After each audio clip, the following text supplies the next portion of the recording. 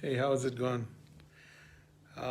From the comfort of my home to yours, I just wanted to check on how you're doing and whether the week is going well for you.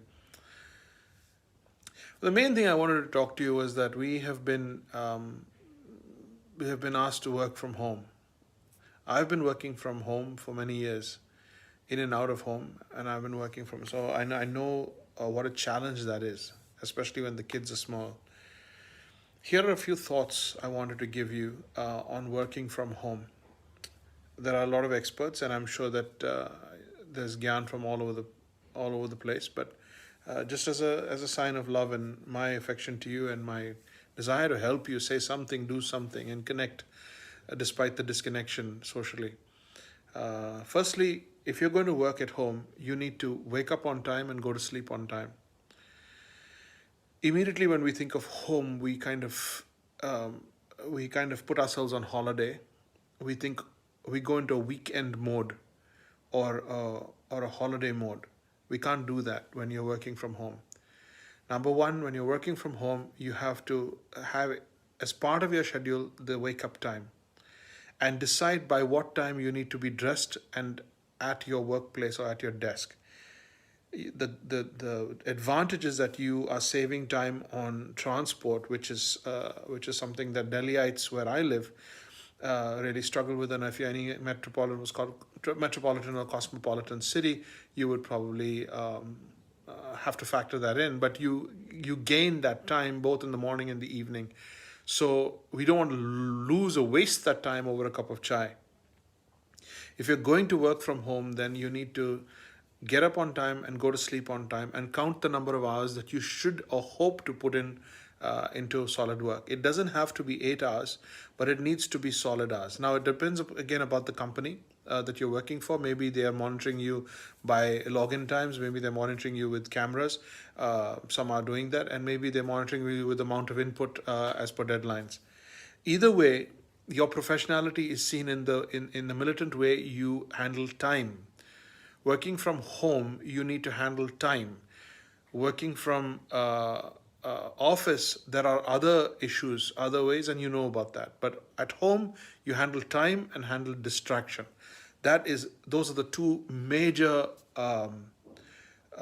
challenges you have. And if you have or struggle with procrastination, then God help you. Those are the two things. So you get up on time, you go to sleep on time, you set a schedule, and no, you don't work lagatar. You don't work non-stop for 4, 5, 6 hours. You don't. That's not going to work. So what happens is if you think you're going to constantly work and constantly attend to the home and constantly attend to children and constantly, if you're going to do everything side by side, it's not going to work. Your work will suffer, or your children will suffer, or you will suffer, or your health will suffer. So you need to break it, and there needs to be a rhythm to your day. So you start with the early hours of the day and you plan every hour and you think by the hour. So when you sit down to work, only work. When you get up, handle housework or outside chores or things like that. When you're giving time to the children, let it be the break times that you're giving to the children. So create a schedule where if you have kids, then your children are on the same schedule.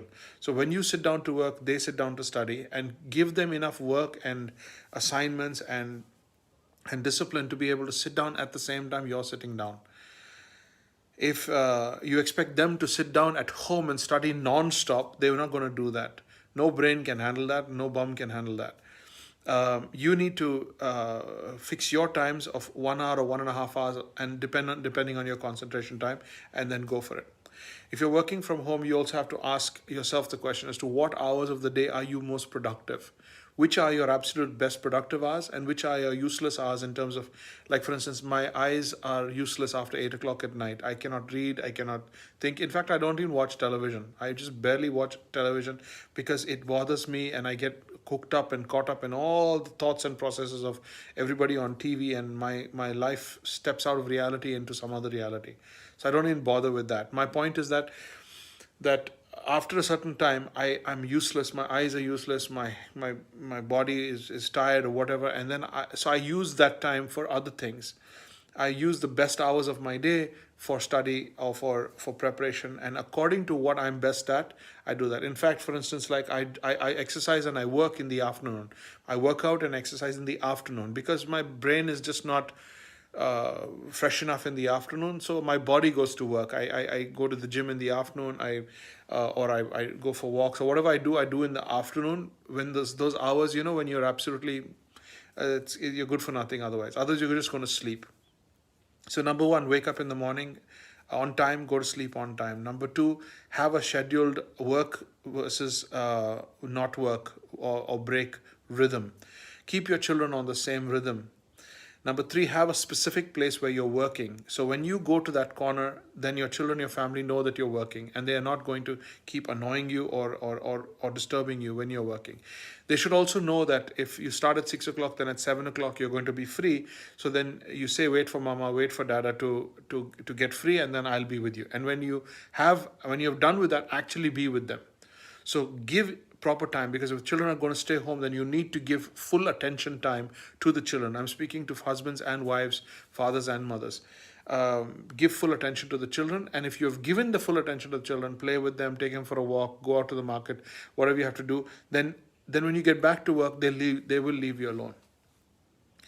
While working from home, don't make the mistake of just putting your children onto a movie or television or games. Don't do that.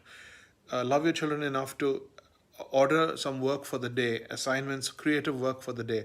Let them be producing rather than taking in.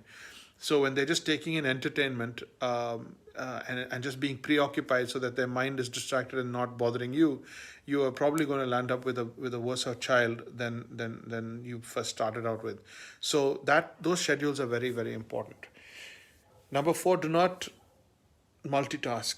Don't multitask. Don't also sit at your desk and also answer the door and also fry an egg in the middle and also try and cook at the same time and keep cooking. If you're going to cook. If you're going to study. If you're going to work or respond to emails, just do that.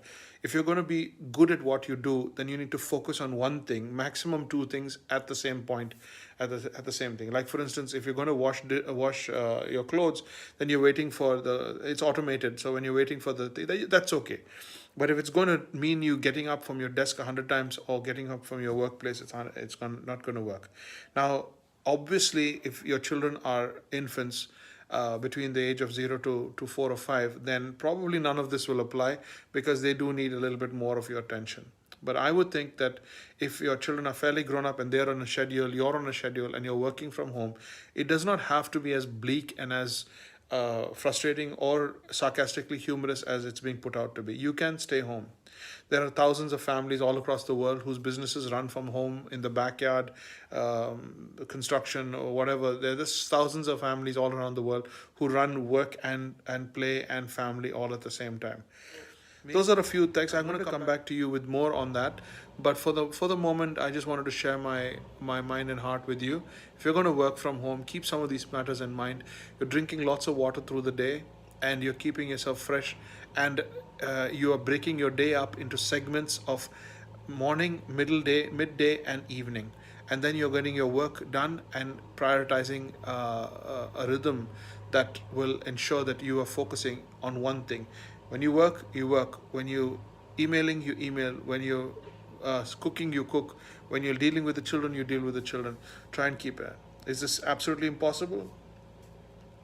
Give it a shot. Don't knock it till you've tried it. All right, so that's a little bit of life stuff that I wanted to talk to you about. Hope it helps.